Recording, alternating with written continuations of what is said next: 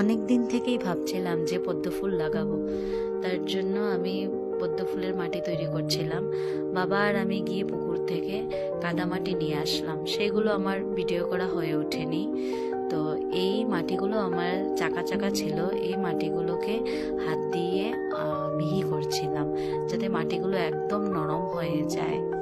মাটিগুলো নরম হওয়ার পরে বড় গামলার মধ্যে শিংগুঁড়ো, হাড়কুচি, সরিষার খোল, একটু বেশি পরিমাণে গোবর দিয়ে তার উপরে মাটির লেপ দিয়ে জল দিয়ে আমি ভিজিয়ে রেখেছিলাম।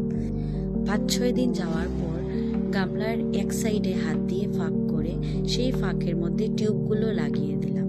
গামলার মধ্যে টিউবগুলো লাগাতে নেই, গামলার সাইডে দিকে এক সাইডে দিকে টিউবগুলো লাগাতে হয়।